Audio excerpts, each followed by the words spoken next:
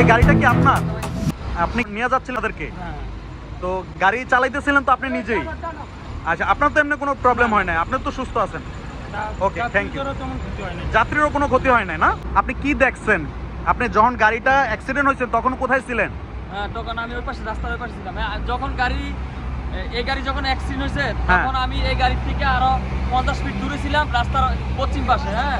পশ্চিম পাশে আমি দেখলাম শুধু গেল আপনার একটা ট্রাক গাড়িটারে একটু আঁচল দিছে, গাড়িটা পোল্টি খায় এই পাশে পশ্চিম পাশে চলে আসছে, পূর্ব সাইডের থেকে পশ্চিম পাশে চলে আসছে। তখন আমরা দ্রুত এখানে চলে আসছি। আসছেন। এখন গাড়ির ভিতরে লোক কতজন ছিল?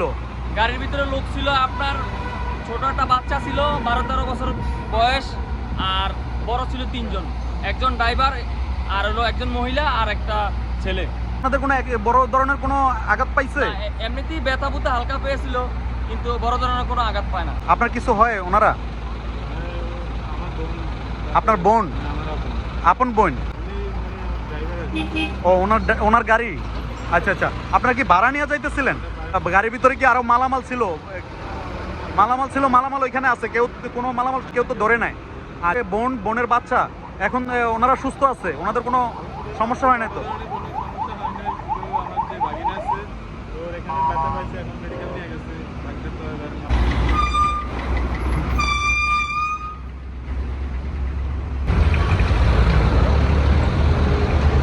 আপনি কি ছিলেন যখন এখানে ছিল?